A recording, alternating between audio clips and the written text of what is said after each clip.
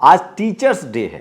पूर्व राष्ट्रपति राधाकृष्णन को पूरा देश याद कर रहा है, लेकिन जब से सोशल मीडिया आया है लोग सवाल पूछने लगे हैं। दिलीप मंडल ने ट्वीट किया है कि राधाकृष्णन राष्ट्रपति थे, खुद को भारत रत्न दिलवा लिया। राधाकृष्णन साहब ने 5 बेटियां पैदा की, तब रुके जब छठा बेटा हुआ। सवाल है कि राधाकृष्णन साहब ने कितने स्कूल खोले और क्या जानबूझकर आज ही जगदेव बाबू की शहीदी दिवस है। वो जगदेव बाबू जिन्होंने कहा था कि मैं जिस लड़ाई को शुरू करने जा रहा हूँ उसको खत्म होने में 100 साल लगेगा। पहली पीढ़ी मारी जाएगी, दूसरी पीढ़ी जेल जाएगी, तीसरी पीढ़ी सत्ता में आएगी। नमस्कार, मैं शंभू कुमार सिंह और आप देख रहे हैं नेशनल दस्तक। जब से बहुजनों के पास मीडिया आया है, बहुजन क्लेम कर रहे हैं, अपने महापुरुषों को क्लेम कर रहे हैं, अपने तकलीफ़ों को क्लेम कर रहे हैं, अपनी सफलताओं को क्लेम कर रहे हैं। आप कल्पना कीजिए, सोचिए, सर्वपल्ली राधाकृष्णन राष्ट्रपति बने, उन्होंने खुद को भारत रत्न दिलवा लिया। अभी तक का आंकड़ा है कि उन्होंने एक भी नया स्कूल कॉलेज नहीं खुलवाया। जदुनाथ नाम के एक छात्र ने थीसिस चोरी का केस दर्ज किया, बाद में श्यामा प्रसाद मुखर्जी के मीडिएटिंग के बाद उसका सेटलमेंट हुआ। ये मैं नहीं, सुमित चौहान द वीक के एडिटर ने इसको पोस्ट किया है। 26 बार खुद का नॉमिनेशन नोबेल के लिए भेजा, लेकिन उनको नोबेल नहीं मिला।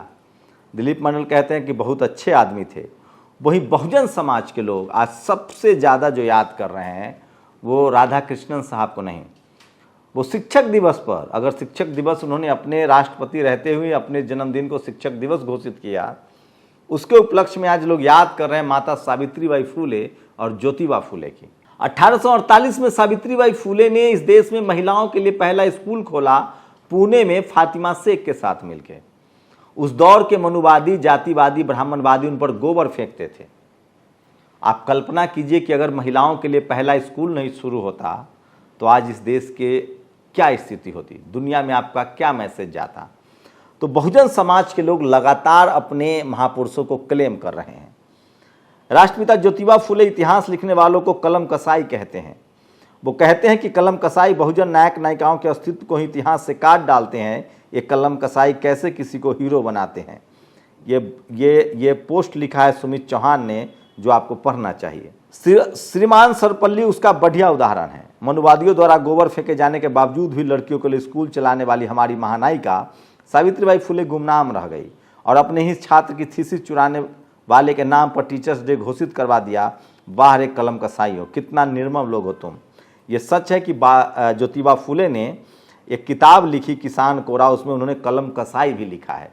गुलामगिरी में भी उन्होंने इन सब बातों का जिक्र किया है। अनुप्रिया पटेल केंद्रीय मंत्री है, उन्होंने कहा है शोषण के विरुद्ध अपने प्राणों की आहुति देने वाले क्रांतिकारी राजनेता अमर शहीद बाबू जगदेव बाबू को नमन। कुछ तो सोचिए, राधाकृष्णन ने अपने जीवन में कितने स्कूल कॉलेज खोले, ये सवाल पूछ रहे हैं। दूसरों की संपदा और ज्ञान को हड़पो और अपने नाम का ठप्पा लगा दो से सदियों से यही चल रहा है। तो आज लोग सवाल पूछ रहे हैं।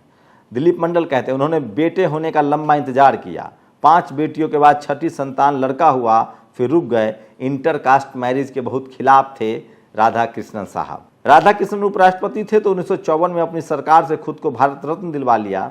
फिर राष्ट्रपति थे तो कहा कि मेरा नाम इतिहास में अमर करवाना है, मेरे बर्थडे पर टीचर्स डे मनाया जाए। उन्होंने अपना नाम 26 बार नोबेल प्राइज़ के लिए भिजवाया, लेकिन हो नहीं पाया। वे अच्छे आदमी थे। यही बात आगे नहीं रुकती है। सूरज कुमार बौद्ध लिखते हैं सर्वपल्ली राधाकृष्णन ने अपने शिष्य की थीसिस चुराई। वह वर्ण व्यवस्था एवं मनुस्मृति के प्रचारक थे और अंतर्जातीय विवाह के घोर विद्रोही थे। तो सवाल तो पूछा जाएगा, जब बहुजनों के हाथ में मीडिया आया है तो सवाल पूछा जाएगा। रंजन यादव ने क्या लिखा है, न्याय के प्रति लाइन स्पष्ट रखिए। सर्वपल्ली राधाकृष्णन एक मास्टर थे, फिर राष्ट्रपति बने, बनते ही अपने नाम से शिक्षक दिवस घोषित करवा लिया। कोई पद पर रहते हुए स्वयं को भारत रत्न भी दिया है। अजीब लगता है यह सब सुनकर। सर्वपल्ली कभी भी एक सुधार्थी नहीं रहे हैं, इसलिए वे डॉक्टर वाली पदवी भी चोरी की है। जदुनाथ जी की थीसिस को अपने नाम से छपवा लिया। कोई अपने छात्र के साथ इस तरह की बेईमानी करेगा, वह सब गजब लगता है। चोरी से मुक्ति मार्ग है तो उस समय 10,000 का जुर्माना भी देना पड़ा। कोर्ट फजीहत हुई सो अलग। सर्वपल्ली जी को यह सब नहीं करना चाहिए था। शिक्षक दिवस पर आप मनाइए, लेकिन बच्चों से झूठी कहानी कहकर मत मनाइए। बच्चों को गलत शिक्षा देकर उन्हें गुमराह मत कीजिए। आज जगदेव बाबू का शहादत दिवस है। जगदेव बाबू का जीवन संघर्ष लोगों को सुनाइए। बदलाव उधर छुपा है। ज्योतिबा फुले और उनकी पत्नी की कहानी लोगों को बताइए, बच्चों को बताइए, अगर शिक्षा के प्रति बदलाव की दिशा में बढ़ना है।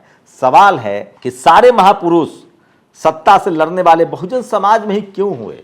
आप सोचिए, तथागत बुद्ध, कबीर, रविदास, जगदेव बाबू, रामस्वरूप वर्मा, डॉक्टर अंबेडकर, फूले, पेरियार, अयंगल्ली, पेरियार, मतलब हजारों लाखों नाम है जिनको मार दिया गया, गुमनामी में धकेल दिया गया। महिला सती प्रथा के विरुद्ध, बाल विवाह के विरुद्ध, भ्रूण हत्या के विरुद्ध, जातिवाद के विरुद्ध, सबकी लड़ाई बहुजन समाज के महापुरुषों ने लड़ी, लेकिन इन कलम कसाइयों ने इनको छुपा दिया। जगदेव बाबू विद्रोही थे, उनकी क्रांति का नतीजा यह है कि वो आज भी ब्राह्मणवादी सरकार नहीं बन पाई। सोचिए, जगदेव बाबू का नतीजा है कि बिहार में ब्राह्मणवादियों की सरकार नहीं आ पा रही है। आप इसको मामूली घटना समझते हैं तो ये आपकी सोच है, मुझे लगता है ऐतिहासिक है। और शिक्षक दिवस पर पूरा बहुजन समाज ज्योतिबा फुले और सावित्रीबाई फुले को याद कर रहा है। राधा कृष्णन साहब पर सवाल उठाए जा रहे हैं। मैं इसीलिए कहता हूँ, इतिहास जो है वो बड़ा निर्मम होता है। आप हिटलर राजा हो सकता है, उसके दौर में वो सब कुछ हुआ जो वो चाहता था, लेकिन इतिहास बड़ा निर्मम होता है। आपका इतिहास आपके कामों से लिखा जाएगा। राधा कृष्णन साहब का इतिहास अब लिखा जा रहा है। बहुजनों के पास मीडिया आया है, वो इनसे सवाल पूछ रहा है, और सवाल है कि आखिर सवाल क्यों न पूछा जाए। आज बहुजन समाज जगदेव बाबू को याद कर रहा है, टीचर्स डे पर सावित्रीबाई फुले, ज्योतिबा फुले को याद कर रहा है। और क्या लगता है आपको कि ये सब कुछ प्लानिंग के तहत होता है? आखिर ज्योतिबा फुले ने किसको कहा कलम कसाई? अपनी प्रतिक्रिया जरूर दीजिएगा। हम किसी की भावना हाथ नहीं कर रहे हैं, बस आपके सामने फैक्ट रख रहे हैं। आपकी प्रतिक्रिया बहुत ज़रूरी है। शुक्रिया। नेशनल दस्तक की आपसे गुजारिश है कि अगर इसको बचाना चाहते हैं तो नेशनल दस्तक को सब्सक्राइब करने के लिए रेड कलर के सब्सक्राइब बटन को दबाएं, फिर बेल आइकन की घंटी दबाएं। नेशनल दस्तक को बचाने के लिए बहुत ज़रूरी है कि हर खबर को शेयर करें, लाइक करें, कमेंट जरूर करें।